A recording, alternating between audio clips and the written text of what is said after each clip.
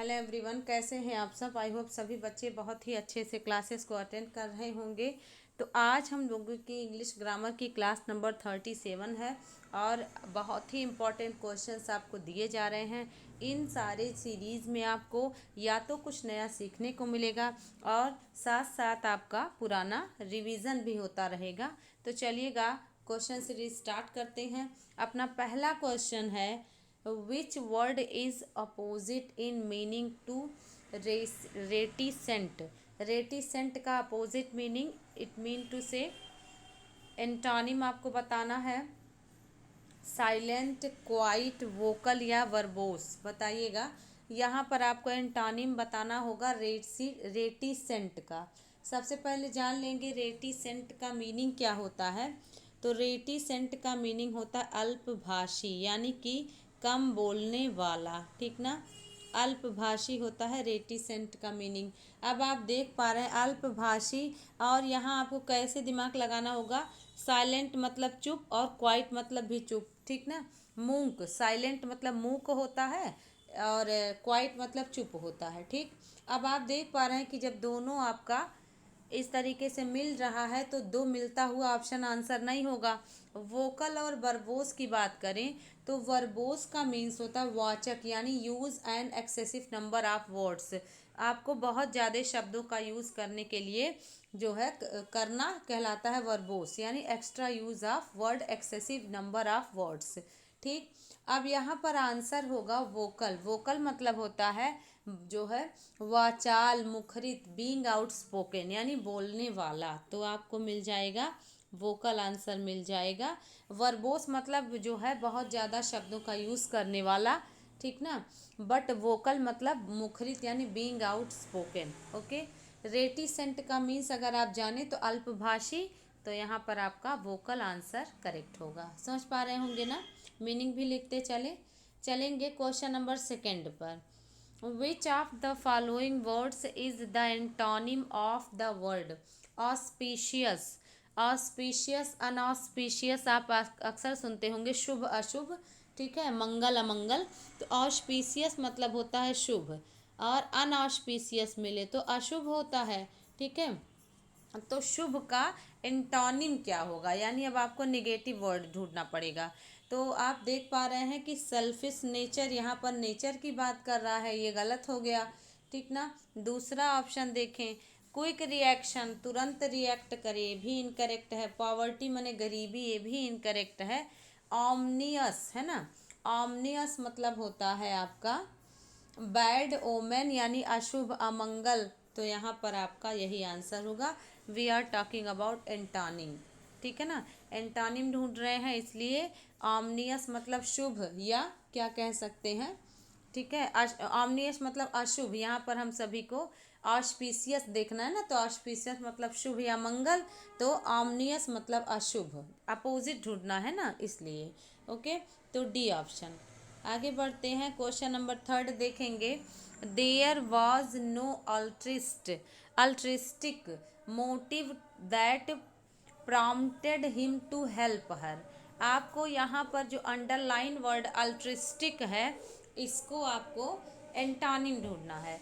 Altruistic मतलब क्या होता है। तो अल्ट्रिस्टिक मीन्स होता है परोपकारी मिजाज का इंसान। ठीक है, दूसरों के बारे में सोचने वाला। ऑप्शन आपको मिल रहा है, जस्ट अपोजिट ढूंढना है। विक्ड मतलब दुष्ट इंसान होता है। पावर्टी मीन्स गरीबी। ओरेटर मीन्स वक्ता। सेल्फिश मतलब होता है स्वयं के बारे में सोचने वाला। इसका मतलब अपने बारे में जो है सिर्फ सोचे, दूसरों की ना सोचे। और अल्ट्रिस्टिक मतलब होता है दूसरों के बारे में सोचने वाला, उपकारी या परोपकारी। ओके, तो ऑप्शन नंबर थर्ड में अल्ट्रिस्टिक का एंटोनिम सेल्फिश होगा। क्वेश्चन नंबर फोर्थ पर चलेंगे। ही is the only man I no can laugh at himself. देख पा रहे होंगे आपको ये जो हूँ आपका नो मिला है, नो के बाद आपको कौन से वर्ड का यूज़ करना है। He is the only man I know, who can laugh, whom can laugh, which can laugh या दैट कैन लाफ। बताइएगा। कौन सा आंसर किया जाए करेक्ट? जब कभी भी आपको द ओनली मिले, इसको ध्यान रख लें, या द सेम मिले, द ओनली या द सेम, ठीक है, तो आप हमेशा दैट का यूज़ करेंगे। द ओनली और द सेम के साथ हमेशा दैट का यूज़ होता है, ठीक ना। तो यहाँ पर आपका डी आंसर होगा। अब बाकी क्यों नहीं होगा, इसको भी देख लें। द ओनली और द सेम के साथ तो दैट लगता ही है, बट हुज पॉजेसिव केस जिसका मीनिंग लिख रहा है, और आपको कैन के बाद सब्जेक्ट की आवश्यकता है। हुम भी ऑब्जेक्टिव केस है हूँ का, और विच हमेशा नॉन लिविंग के साथ यूज़ होता है, या जो है दो में से कोई एक के लिए यूज़ होता है, ठीक है। तो इसलिए आपको दैट करेक्ट करना होगा। ओके, तो चलिएगा क्वेश्चन नंबर 5 पर चलते हैं। ही, अब आपको फिल इन द ब्लैंक्स फिर से मिला है। विल सक्सीड, हूँ वर्क हार्ड, हूँ विल वर्क हार्ड, हूँ वर्क्स हार्ड, या हूँ विल वर्किंग हार्ड, बताइए क्या करेक्ट होगा। ही के बाद आपको हूँ तो लगाना ही है, क्योंकि ही के लिए आपने देख पा रहे हैं कि रिलेटिव प्रोनाउन यूज हो रहा है। बट आपको आगे क्या करना है, ही हूँ वर्क हार्ड करेंगे कि विल हर वर्क हार्ड, की वर्क्स हार्ड, की विल बी वर्किंग हार्ड, कौन सा ऑप्शन करेक्ट करेंगे? बहुत आसान सा है, ठीक है। और आप लोग मेहनत भी कर रहे हैं, बहुत ही अच्छे से कंटिन्यूटी बनाए रखिए, इसी तरह से ऐसे ही मेहनत करते रहिए, ठीक है। बताइएगा, विल सक्सीड मिल गया ना, बाद में फ्यूचर, तो आगे प्रेजेंट होगा। आपको ध्यान है ना कि प्रेजेंट और जो है मिल जाए तो आगे या तो फ्यूचर या तो प्रेजेंट ही होगा, और या तो फ्यूचर फ्यूचर होगा। तो आप देख पा रहे हैं ही, अब जो भी मेहनत करेगा वो सफल होगा। बट आपको याद है ना कि पहला क्लास जो है कंडीशनल वाला जो होता है, वो कंडीशनल वाला प्रेजेंट में रहता है, तो आपको दे मिल जाएगा। ही हूँ वर्क हार्ड इनकरेक्ट हो गया, विल वर्क हार्ड भी इनकरेक्ट, हूँ वर्क्स हार्ड, जो भी मेहनत करता है वह सफल होगा। हिंदी में आपको गा गीगे की मीनिंग निकलेगी, बट इन इंग्लिश आपको फॉलो करना पड़ेगा कंडीशनल वाला प्रेजेंट में, और इसका जो रिजल्ट होगा वो फ्यूचर में होता है। सी ऑप्शन समझ पा रहे हैं ना। चलेंगे क्वेश्चन नंबर 6 पर। क्वेश्चन नंबर 6 देखेंगे। फ्रैंक स्टूड बिसाइड टू हरी, अब आपको बिसाइड टू को चेंज करना है। ऑप्शन है बिसाइड, बिसाइड्स टू, बिसाइड्स, या विथ साइड। इस बिसाइड को चेंज करेंगे आप तो क्या करेंगे? पहला ऑप्शन कह रहा है बिसाइड, दूसरा बिसाइड्स टू, तीसरा बिसाइड्स, और चौथा विथ साइड। एक चीज़ तो जरूर से ध्यान रखें, यदि एरर वाले सेंटेंस में बिसाइड वर्ड आया है तो आप इसी को ध्यान करें कि क्या ये सही है। बिसाइड और बिसाइड्स दो शब्द होते हैं। बिसाइड्स मतलब होता है के अतिरिक्त, यानी कि इन एडिशन टू, ठीक है, के अतिरिक्त। और बिसाइड मतलब होता है बाय द साइड ऑफ, मतलब बगल में, ठीक है, के बगल में। इस तरीके से बाय द साइड ऑफ बराबर beside, and in addition to besides को कहते हैं। अब आप देख पा रहे हैं कि बिसाइड करना है कि बिसाइड्स, मतलब फ्रैंक खड़ा हुआ हरी के बगल में, यही मीनिंग निकल रहा है ना। तो आपको क्या मिल जाएगा, ए ऑप्शन में ही मिल जाएगा। बिसाइड मतलब के बगल में निकल रहा है, और टू को आपको हटाना पड़ेगा। तो ये जो टू है इसको हटा देंगे तो ए ऑप्शन अकेले बिसाइड को फॉलो करेगा। ओके, चलेंगे क्वेश्चन नंबर 7 देखेंगे। Being too costly for him he could not buy the coat, मतलब उसके लिए बहुत महंगा होने के नाते वह कोट नहीं खरीद सका। क्या महंगा होने के नाते? कोट महंगा होने के नाते। अब पहला ऑप्शन देखिए, इस दिए गए क्लॉज को आपको चेंज करना है। पहला ऑप्शन आपको मिल रहा है ही being too costly for him, वह खुद ही अपने लिए महंगा था, नहीं ना, आपको इट लाना पड़ेगा। क्यों इट लाना पड़ेगा? क्योंकि यहाँ कोट की बात हो रही है ना, कोट के लिए इट लगेगा। इट बीइंग टू कॉस्टली, या इट बीइंग टू कॉस्टली, या बीइंग इट टू कॉस्टली, बताइएगा। इट बीइंग टू कॉस्टली, आपने ध्यान किया होगा, यहाँ पर बी ऑप्शन करेक्ट है, बाकी इनकरेक्ट है। बट भाई आपको बताया गया है कि जब भी दो सेंटेंस बीइंग से अटैच हों और दोनों का सब्जेक्ट सेम सेम है, ठीक है, सब्जेक्ट सेम हो तो बीइंग को अकेले रखते हैं, बट आपने ध्यान करना होगा कि यदि पहले सेंटेंस का सब्जेक्ट अलग और दूसरे सेंटेंस का सब्जेक्ट अलग हो तो आपको इट का प्रयोग करना पड़ता है, और बीइंग इसके बाद आता है, इट बीइंग। ठीक है, तो अब आपने ध्यान कर लिया होगा, यहाँ कोट के लिए इट लगेगा, तो आपने क्या करना होगा, बी ऑप्शन करेक्ट हो जाएगा, इट बीइंग टू कॉस्टली। ठीक ना, यहाँ पर आपको इट नहीं लगाएंगे तो सेंटेंस गलत है। इट तब नहीं लगा सकते थे जब सेंटेंस में का सब्जेक्ट सेम होता। ठीक है, जैसे आप कहते हो ना, I was ill, I did not go to school, तो being my illness I did not go to school, आपका काम हो गया, क्योंकि आप ही बीमार हो, आप ही स्कूल नहीं गए, आप ही बीमार थे, आप ही स्कूल नहीं गए। बट यहाँ अगर आपको कहना it was Sunday, I did not do some work, तो आप क्या कहोगे, इट वॉज संडे, तो it being Sunday I did not go anywhere, मैं कहीं नहीं गया, तो इट वॉज संडे, इट और ही दोनों अलग अलग हैं। ओके, तो आप समझ गए होंगे बी ऑप्शन क्यों करेक्ट हो रहा है। आगे बढ़ जाएंगे, क्वेश्चन नंबर 8 देखें, passing out of use is called, अगर कोई चीज़ चलन से बाहर हो जाए, यूज में ना रहे, तो आप इसको क्या नाम देंगे। पहला ऑप्शन देख लें, हिस्ट्री, दूसरा पार्टिकल, तीसरा एडोलसेंट या ऑब्सोलेसेंट, बताइए क्या करेंगे आप। इतिहास चलन से बाहर नहीं होता है, इतिहास एक ऐसी चीज है जिसको आप पढ़ते रहते हो। ठीक है, हर व्यक्ति अपना इतिहास बन जाता है। और दूसरा कह रहा है पार्टिकल, पार्टिकल माने कण होगा, ठीक ना। और एडोलसेंट मतलब होता है ना टीनेजर, किशोर। ठीक है, टीनेजर कहते हैं ना कि 13 से 19 के बीच, 12 से 18 के बीच, तो टीनेजर कहते हैं इसको।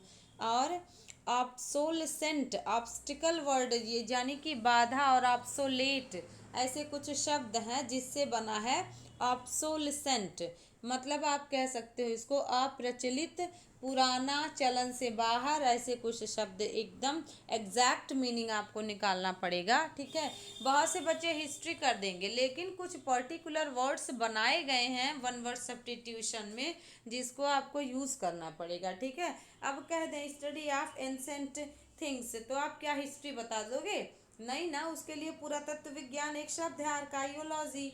ठीक है, या आर्कियोलॉजी, जो भी आप पढ़ते हो, मैं तो स्पेलिंग की वजह से आर्काइयोलॉजी ही पढ़ती हूँ, बट आप आर्कियोलॉजी भी पढ़ सकते हैं, तो यहाँ आप हिस्ट्री नहीं कर सकते। इसी तरह से हिस्ट्री यहाँ भी नहीं होगा, ऑब्सोलेसेंट करेक्ट होगा, इसका मतलब होता है चलन से बाहर, अप्रचलित, पुराना। ठीक है, लोपोन्मुख, बहुत सारे शब्द इन हिंदी में कह सकते हैं। क्वेश्चन नंबर 9 चलें, that which can be drunk, जिसको पिया जा सके, एडिबल, पालाटेबल, कल्पेबल या पोटेबल, बताइए। एडिबल मतलब होता है फिट टू ईट, यानी खाने योग्य। Edible oil, non edible edible oil आपने पढ़ा होगा ना, वो ऑयल के उस पर शीशी पर लिखा रहता है, तो आप क्या कहेंगे, एडिबल, नॉन एडिबल ऑयल, तो खाने योग्य हो तो एडिबल। पाला टेबल मीन्स होता है रुचिकर, इंटरेस्टिंग। ठीक है, पाला टेबल मतलब होता है रुचिकर या इंटरेस्टिंग।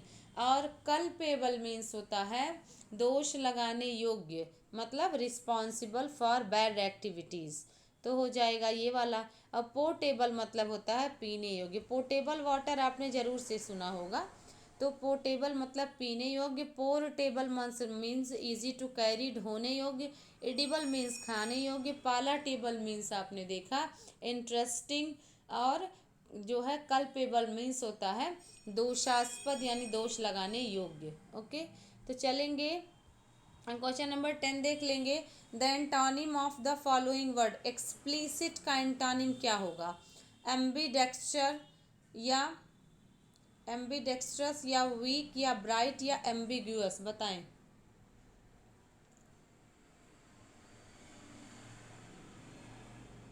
इसका मीन्स होता है स्पष्ट या सुस्पष्ट, यानी कि फ्रैंक, क्लियर। ओके, तो यहाँ पर जो है एक्सप्लिसिट का मीनिंग, तो अब इसका आंसर आप देखते हो ना, एम्बिग्यूअस मान एक शब्द के दो मीनिंग, उलझा हुआ स्टेटमेंट, पन। ठीक है, इक्विलोक्वल, एम्बिग्यूअस, ये शब्द जो है, ये सब शब्द एम्बिग्यूअस है मतलब अस्पष्ट, या आप कह सकते हो अनेक अर्थों वाला। इम्प्लीसिट इसका सिनोनिम होता है। एक्सप्लिसिट का उल्टा भी इम्प्लीसिट होता है, ठीक है। और अगर आप देखें तो अनसेड भी इसका सिनोनिम है एम्बिग्यूअस का। टैक्टिक एक शब्द है, TACIT, है ना, टैकिट। और आपको ये मिल जाएगा एम्बिग्यूअस का सिनोनिम, ठीक है। एम्बिडेक्स्ट्रस एक शब्द है जो आपको लग सकता है क्या, दोनों हाथों को एक साथ यूज करना।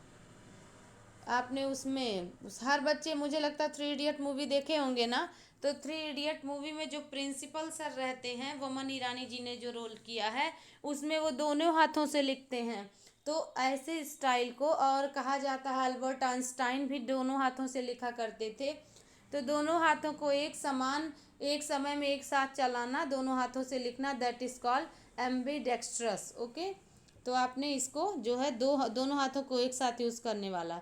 एम्बिगुअस आपको मिल गया कि अनेक अर्थों वाला या अस्पष्ट। ये सारे शब्द आपको कहीं ना कहीं मिल जाएंगे, और स्पेलिंग जरूर से जरूर ध्यान रखें। एग्जाम में one word substitution, antonym, synonym, idiom and phrases, spelling, कोई भी शब्द कहीं भी आपको मिल सकता है, तो आपको बहुत ध्यान से पढ़ना होगा। अब अगर एम्बीडेक्स्ट्रस की स्पेलिंग दे दे तो आपको AMBI याद है, डेक्स्ट में DEX याद कर लें, TROUS याद कर लें, ठीक है।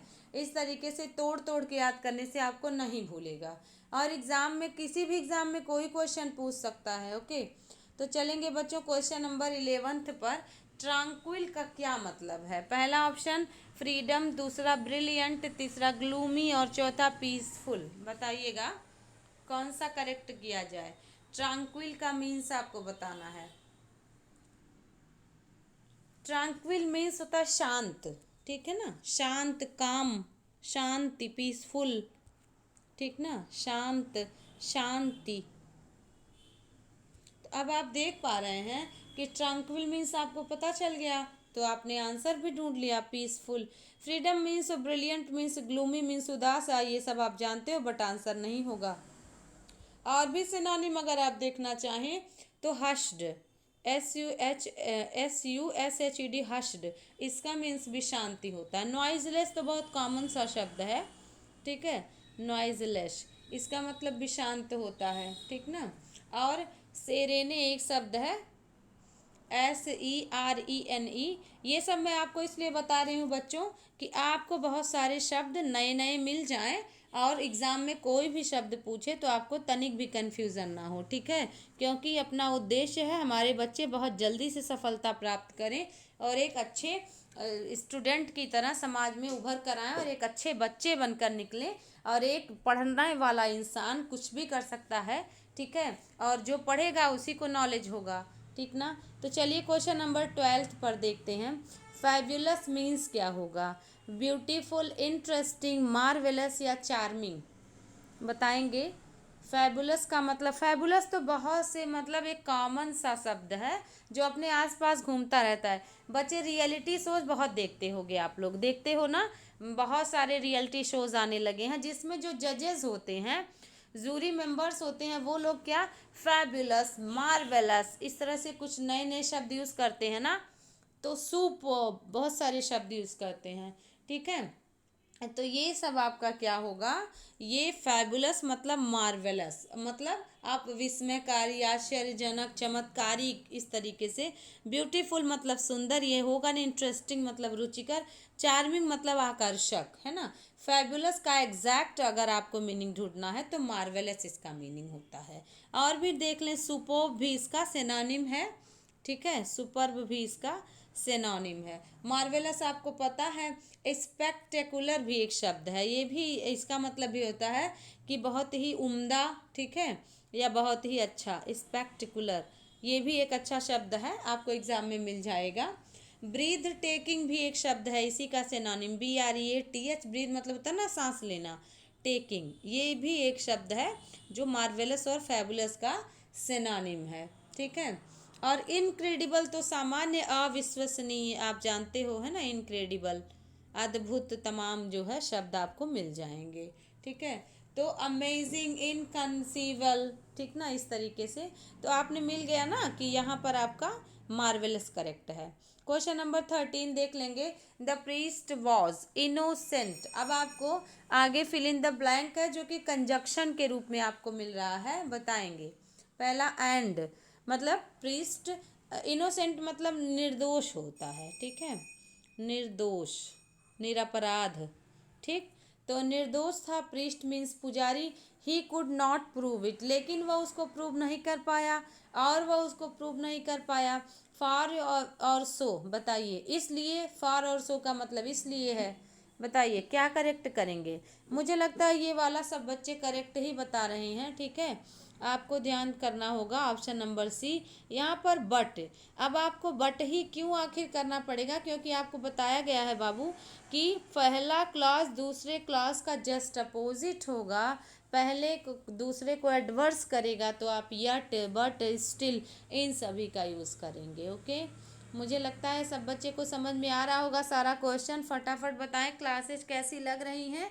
ज़रूर से ज़रूर बच्चों अपनी राय भेजें, है ना। और सारे जो है बच्चे मेहनत से पढ़ें, अंत तक बने रहें, क्योंकि जितना ज़्यादा आप मेहनत करेंगे उतना ज़्यादा एग्ज़ाम का जो फोबिया दिमाग में बना रहता है, डर कि पेपर कैसा आएगा, कैसा क्वेश्चन आएगा, मैं कर पाऊंगा या नहीं, ये सारे आपके दिमाग से डर जब भाग जाएंगे तो अपने आप कॉन्फिडेंस में रहेंगे। और कॉन्फिडेंस को गेन करने का सबसे अच्छा तरीका किसी भी टॉपिक की प्रैक्टिस सेट को आप करें। जब आप प्रैक्टिस सेट को करते हैं तो आप जो है उस पर विजय प्राप्त करते हैं। और जब आपके क्वेश्चंस होते हैं कंटिन्यू, पहले बार आप स्टार्ट करेंगे तो हो सकता है 10 में से 2 ही सही हो, लेकिन जब आप कंटिन्यूअसली बने रहेंगे तो एक समय 10 में से 9 सही होगा। और आप मेहनत बनाए रहेंगे, धैर्य से प्रैक्टिस करते रहेंगे, तो 10 आउट ऑफ 10 भी आपको मिलेगा, ठीक है। तो इसलिए आपको धैर्य से रहना होगा और बहुत मेहनत करना पड़ेगा। और जितना ही मेहनत आप कर लेंगे आज, उतना ही भविष्य के लिए आपके लिए बेनिफिशियल होगा, ठीक ना। तो बताएंगे, यहाँ पर आपने करेक्ट कर लिया कि बट करेक्ट होगा, बट, ठीक ना। चलेंगे क्वेश्चन नंबर 14 पर। शी इज़ अफ्रेड, इसके बाद करें लिजार्ड से, छिपकली से मुझे लगता है बहुत से बच्चे डरते होंगे, ठीक है। मैं खुद भी छिपकली से डरती हूँ, ठीक है। हालांकि वो काटती नहीं है, बट देख कर डर लग जाता है, ठीक ना, जिस प्रकार से उसकी बनावट वगैरह है। तो छिपकली से डर, लिजार्ड मीन छिपकली होता है, आप जान रहे हैं। ऑन, फ्रॉम, विथ और ऑफ। अफ्रेड के साथ फिक्स प्रीपोजिशन है, क्या बताएंगे जल्दी जल्दी। ऑफ, ठीक है। अफ्रेड ऑफ मतलब होता है भयभीत होना, डरना। तो she is afraid of lizards. Okay, चलेंगे। I am very pleased my new secretary, her work is of a high. अब आपको 2 फिल इन द ब्लैंक दिए गए हैं, इन दोनों में से आपको भरना है, बताएंगे। प्लीज़ के साथ आपको याद है ना कि जब पर्सन हो तो क्या यूज़ करते थे, फटाफट बताएं। प्लीज़ के साथ जब पर्सन दिया होता था तो विथ यूज़ करते थे, याद है ना, याद ही है, ठीक है। चलिए, तो प्लीज़ विथ कर दिए तो बाकी दोनों ऑप्शन गलत हो गया। अब कंडीशन और स्टैंडर्ड को बताना पड़ेगा। हाई स्टैंडर्ड होता है ना, his work, her work is of high standard, high condition नहीं होता है, ठीक है। I am very pleased with my new secretary, her work is of a high standard, ठीक ना। चलेंगे, let's come to question number 16। She had always hoped that her daughter would become. अब क्या करना पड़ेगा आपको, and doctor, the doctor, a doctor, none of the above, no article will be used, बताइएगा क्या करेंगे आप। शी हैड ऑलवेज होप्ड मतलब उसको हमेशा से यही उम्मीद रहती थी कि उसकी बेटी एक डॉक्टर बनेगी, वह डॉक्टर बनेगी कि एन तो बिल्कुल नहीं हो सकता, क्योंकि आप पकड़ पा रहे होंगे ए और एन आर्टिकल का यूज़ कॉमनली आप जानते हैं, है ना। अब फंस गए आप बी और सी में, बताइए क्या करेक्ट करेंगे।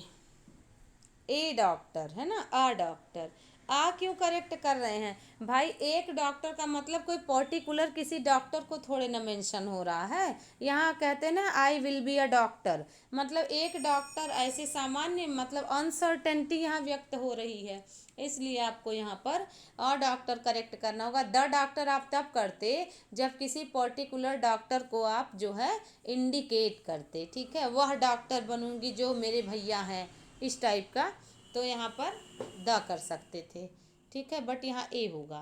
क्वेश्चन नंबर 17 देख लें। Students are not prepared by the that kind of question, for that kind of question, on that kind of question या with that kind of question. बताइएगा क्या करेक्ट करेंगे आप यहाँ पर? Students are not prepared. Prepare, अब आपको याद है ना प्रिपेयर फॉर होता है, prepare for that kind of question, तो यहाँ पर बाई ऑन विथ नहीं होगा, फॉर अपना करेक्ट आंसर होगा। प्रीपोजिशन वाले क्वेश्चन को मैं ज़्यादा देने का प्रयास करती हूँ ताकि बच्चों को प्रीपोजिशन कंफ्यूज करता है, कई बार बच्चे भूल जाते हैं, तो प्रीपोजिशन को भी आप जो है फिक्स प्रीपोजिशन, फ्रेजल वर्ब वाले प्रीपोजिशन, तो आपको प्रैक्टिस से आ जाएगा, तो यहाँ प्रिपेयर के साथ फॉर लगेगा, ठीक ना। आगे बढ़ेंगे, क्वेश्चन नंबर 18 देख लें।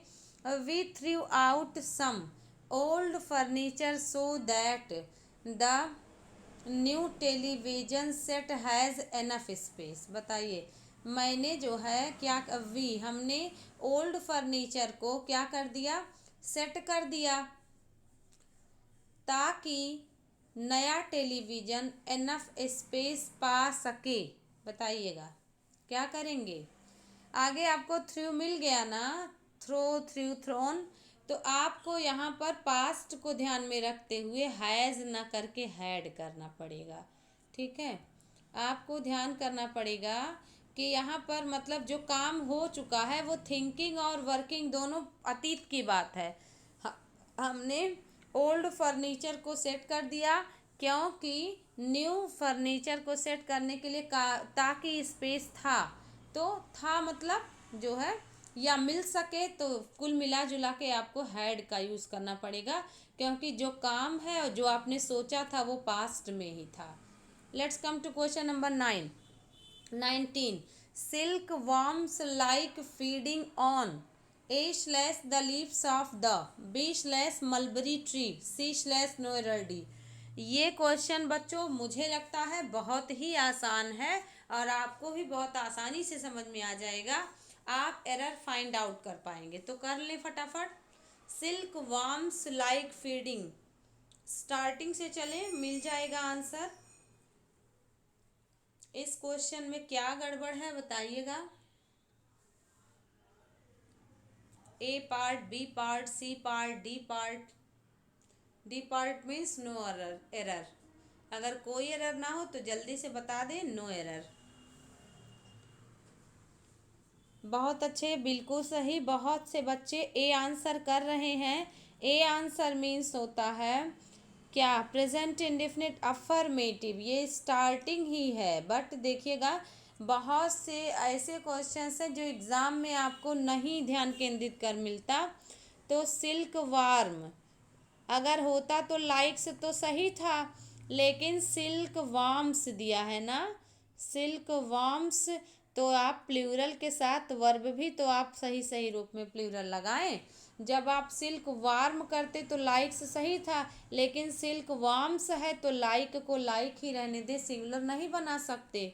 मिल गया ना आंसर, ए ही पार्ट में आपने ढूंढ लिया, ठीक है, बहुत आसान है। और लीफ का प्लूरल लीव्स करेक्ट है, और आपने देख पाए मलबरी ट्री भी करेक्ट है, ये आपका नाम है, ठीक ना। आगे बढ़ जाएं, क्वेश्चन नंबर 20 देख लें। Hannah went with Yami into the bedroom, इसमें क्या एरर है? बहुत छोटा सा स्टेटमेंट है, बट अगर आपने एरर फाइंड आउट कर लिया तो आपने जो है 20 क्वेश्चन में 1 मार्क मिल जाएगा। Hannah went with Yami into the bedroom, no error. यदि कोई एरर ना हो तो आप फटाफट नो एरर बता दें।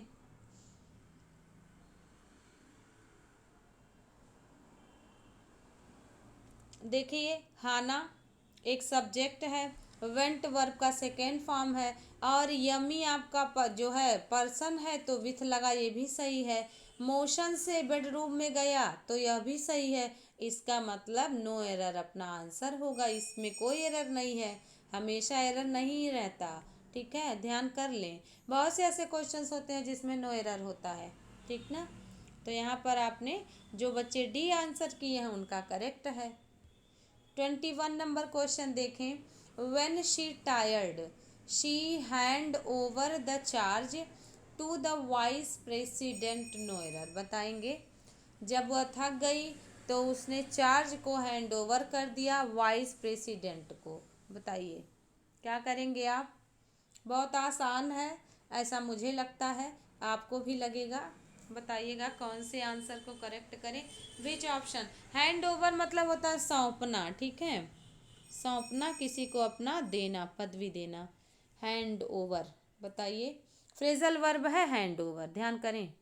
ठीक है,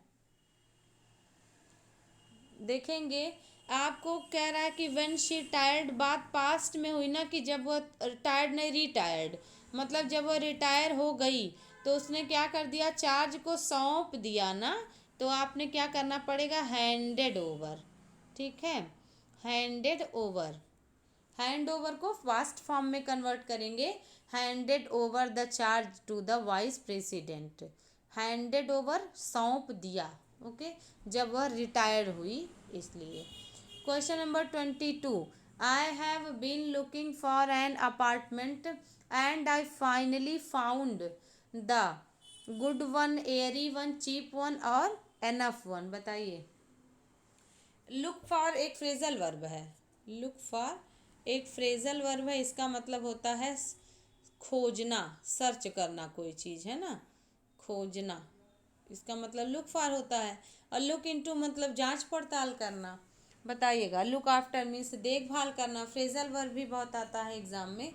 आई have been looking for an apartment and I finally found the, मैं एक जो है अपार्टमेंट को क्या कर रही थी, खोज रही थी, और फाइनली मैं मुझे मिल गया। ठीक है, तो यहाँ पर जो है क्या करेंगे आप, finally found the good one, यानी आप अच्छे कोई के लिए ही तो ढूंढोगे कि सस्ता ढूंढोगे।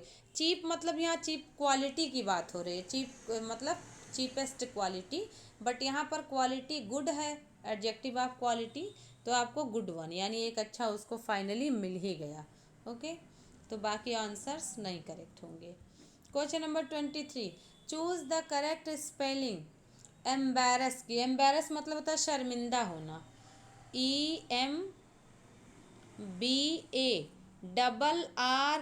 EMBARRASS। ठीक है, यही आप ध्यान करें, बैरस, BARRASS किस ऑप्शन में है, पहला ऑप्शन मिल रहा है, नहीं मिला, डबल आर नहीं मिला, सेकंड में BARRASS यही करेक्ट है, और थर्ड और फोर्थ भी इनकरेक्ट है। ठीक है, एम्बेरस, EMBARRASS, शर्मिंदा होना। ओके, चलेंगे क्वेश्चन नंबर 24 भी देखें।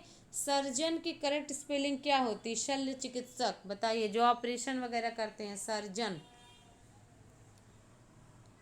ये वर्ड बहुत कॉमन है, बहुत जो है लोग यूज़ करते हैं। कहाँ गए थे, सर्जन को दिखाने गए थे, ऐसे होता है ना, सर्जन, SURGEN नहीं ना, SURRGEN यह भी नहीं, SURGEON यही करेक्ट है, SURGEON सर्जन। तो आप जन भले पढ़ते हो लेकिन जियोन इसको GEON लिखते हो। ठीक है, और बात आपका, और चौथे में देखिए आप जो है उल्टा कर दिया है, तो इसको आपको ध्यान रखना होगा, SURGEON। और लास्ट स्पेलिंग मुझे लगता है इजिएस्ट ऑफ द इजी होगा, क्योंकि पोटैटो का प्लूरल बनाना है, और ये एग्ज़ाम में आया हुआ है। ठीक है, बहुत हंसने वाली बात है कि ऐसे ऐसे स्पेलिंग्स भी आपको पूछ लेते हैं जो LKG UKG का बच्चा यूज़ करता है। ये आया हुआ स्पेलिंग है 2016 में। ठीक है, और मैंने सोचा ये भी डालते हैं, बच्चों को बताते हैं कि कैसे क्वेश्चंस इजी टू टफ और टफ टू इजी आ जाते हैं। पोटैटो का करेक्ट स्पेलिंग बताइए, किसी बच्चे का गलत नहीं होना चाहिए। बताएं क्या होगा, पोटैटो। यहाँ तक तो देखिए आपका पूरा पूरा चारों स्पेलिंग मिल रहा है ना, पोटैटो, PATA, इसके बाद TO, यहाँ तक तो सही है पोटैटो। अब पोटैटो आप लिखते हो, अब एस लिखोगे कि ES लिखोगे, तो बाकी देखो ये आपका गलत हो गया, TOS की TOES, यही अगर आपने याद है तो करेक्ट हो जाएगा। पोटैटो का प्लूरल पोटैटोज होता है। यदि किसी वर्ड के अंत में SH, CH, SS, X या ZO हो, ठीक है, तो उसके साथ हमेशा ES लगाते हैं, ठीक है। सामान्यतया नाउन को प्लूरल बनाते समय यदि किसी शब्द के अंत में O हो, SHO, CH हो, SS हो, X हो, Z हो तो ES लगाया जाता है, ठीक ना। पता चल गया, बिल्कुल सही। जितने बच्चे बी आंसर को कर रहे हैं, बी ऑप्शन को, सभी बच्चों का करेक्ट है, ठीक है। जिनका भी कंफ्यूजन में गलत हो गया, बिल्कुल घबराने की आवश्यकता नहीं है, गलत होगा तभी तो सही सीखेंगे, ठीक है। तो आप बिल्कुल भी धैर्य ना खोएं, बहुत हिम्मत से बने रहें। जो भी क्वेश्चंस आपको गलत मिल हो जाता है आपका, ये सोचें कि अगर गलत ना हुआ होता तो मेरा ध्यान नहीं जाता इस टॉपिक पर, मुझे लगता मुझे आता है, ठीक है। इस पॉजिटिविटी के साथ बच्चों स्टडी करें, कंटिन्यूअसली आप लगे रहें, ठीक है, और बहुत अच्छे इंसान बन के समाज में उभरें। जो भी बच्चा मेहनत करता है वो ही बच्चा आगे जाता है। तो चलिए जो है, मिलते हैं नेक्स्ट क्लास में। आपने बहुत समय दिया, ऐसे ही पढ़ते रहिए। Thank you so much. अपनी राय ज़रूर भेजें कि आपको क्लासेस कैसी लग रही है, कैसे क्वेश्चंस आपको लग रहे हैं, क्वेश्चन का लेवल कैसा है, कहीं ऐसा तो नहीं कि बहुत जो है टफ है और बच्चों को कंफ्यूज कर रहा है, या बहुत इजी है जो लग रहा है आसान आसान सा, मॉडरेट है, कैसा है, और आपको कितना नंबर मिला यह भी ज़रूर भेजें कि मुझे पता चल सके कि बच्चे कितना मेहनत कर रहे हैं, कितना ज़्यादा आगे धीरे धीरे प्रोग्रेस कर रहे हैं, ठीक ना। Thank you so much. मिलते हैं नेक्स्ट क्लास में।